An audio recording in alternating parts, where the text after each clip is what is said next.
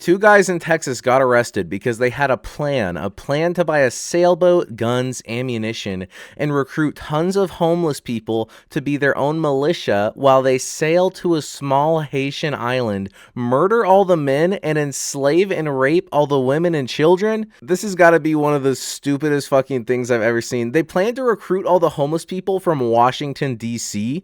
when they live in Texas. I'm guessing because they fully believe the brain rot, like the liberals filled Washington, D.C. with homeless people. I don't know. They also, the island of Gonave that they were going to sail to has a population of 87,000. It's not like it was an island with like 100 people. Obviously, they're fucking psychopaths. That's an insane thing to want to do, to enslave an entire island.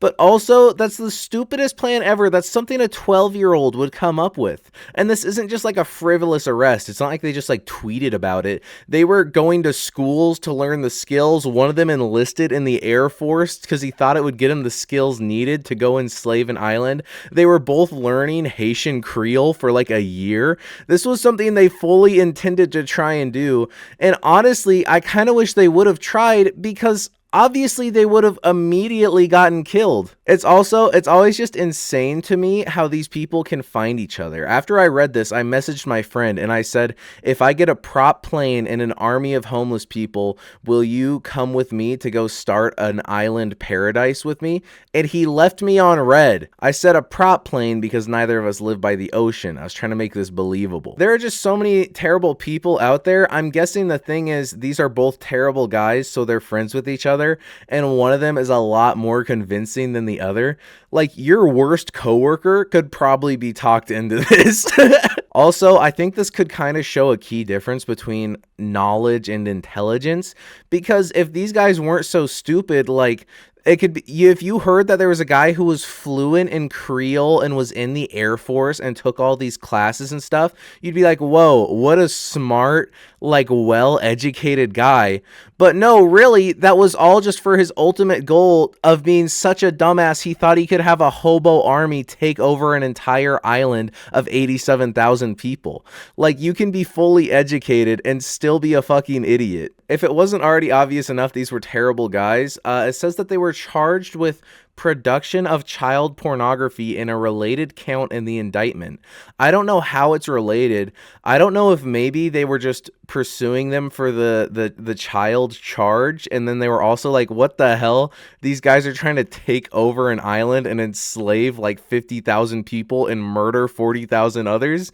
Yeah, we need to lock these guys up for good.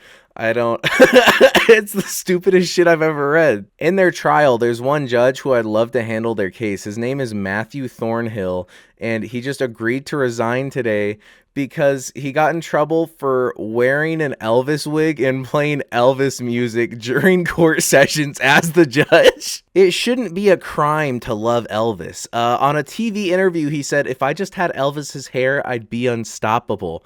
He's also visited Graceland, where Elvis is buried, 13 times.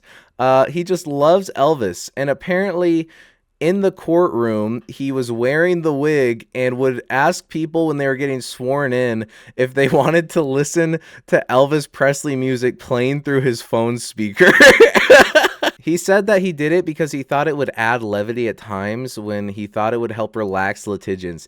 He probably, if he was in a trial, he would want Elvis to be present. It would probably make him feel a lot more comfortable, and he thought that's what everyone thinks. This poor dude, he just thought that everyone would feel better with Elvis in the courtroom. Like, if you're going to trial for a brutal divorce case, child custody case, wouldn't you feel more comfortable if Elvis was the one telling you you'll never see your kid again?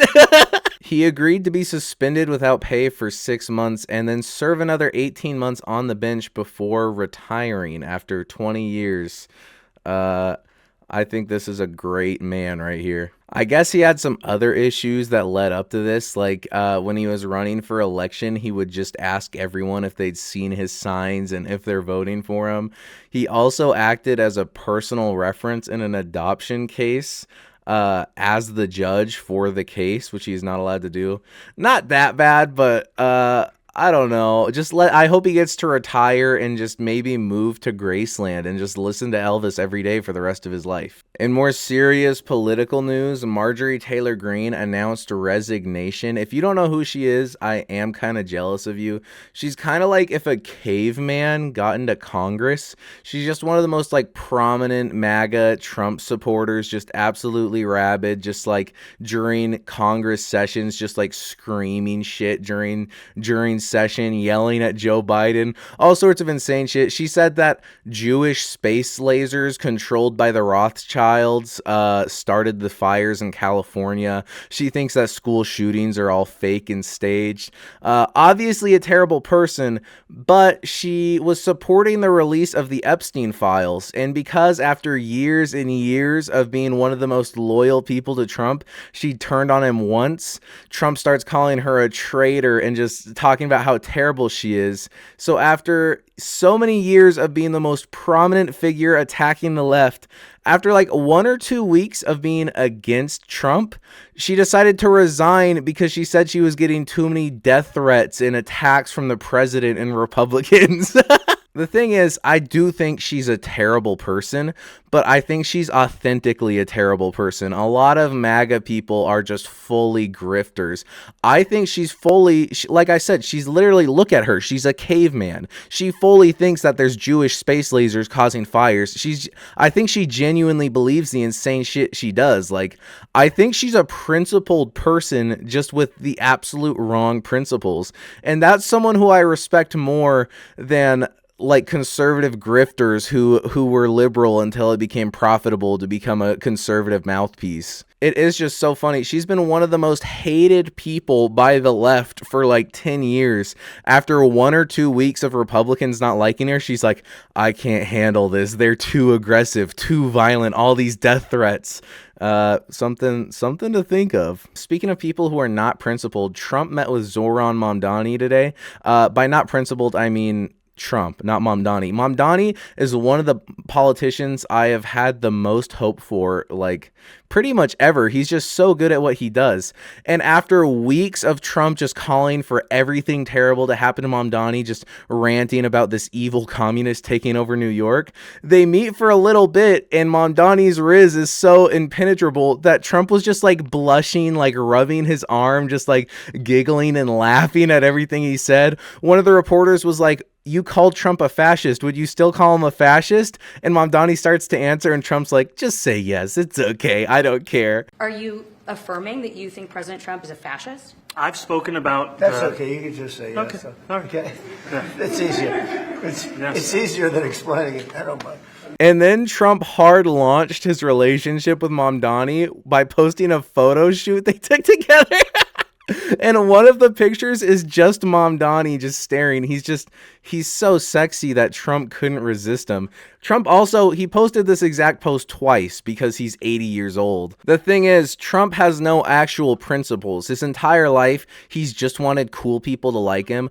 But no one has ever liked Donald Trump. For the last, 50 years, you can never find anyone who's stayed friends with Trump once it stopped being profitable. No one in his entire life has ever liked him. So when a handsome, charismatic, charming guy like Mamdani comes in and he just starts being like, I want your help to make New York better, your home city. He's like, okay.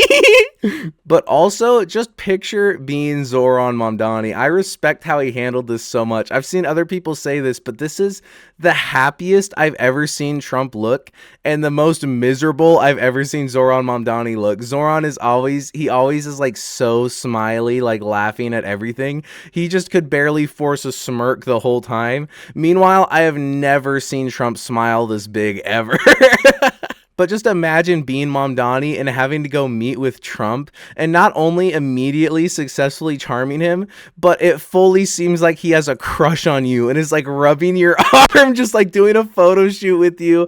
Oh my God, that's got to be the most uncomfortable thing ever. He's just grinning bigger than you've ever seen, gazing into your eyes while you just have to like stand there and take these dumbass questions from the press. Because holy shit, the questions from the press are so stupid. I can't picture One of them asked, they're like, so if you're so pro-train, then why did you fly here? Like, what? He's never said that he's anti-plane. He's just trying to like make buses and trains cheaper. They're like, if trains are greener, why'd you take a plane here? Mr. President, I have a question for you, but a very quick one for the mayor.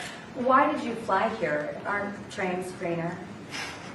I'll use every form of transit, and I want to make sure that they're all affordable in New York City, and that's why making buses fast and free is a centerpiece of our campaign. There is a bus that goes. Well, but I know, but it'd be fluid. That's a lot quicker too. You know, I mean, he's working very hard. And for him to be, that's a very long drive. I'll stick up for you. You know, the plane takes you 30 minutes, and driving takes you a long time. Imagine working in journalism for like 20 years. You go to school for this. You work your way up. You dedicate your life to this. You're in the Oval Office with the president and the new mayor of New York City, one of the biggest cities in the world. And your question that you ask is, why did you take a plane? Anyways, I'm going to cut this video here. Me testing out a little news video format. This video fucking sucks. Don't subscribe to me. I don't know if I'll keep making these videos, but it was something that I felt like trying because I felt like there was a lot of fun news today. Or I guess yesterday because it's like 5 a.m. when I'm recording this. Anyways, fuck you. Whatever.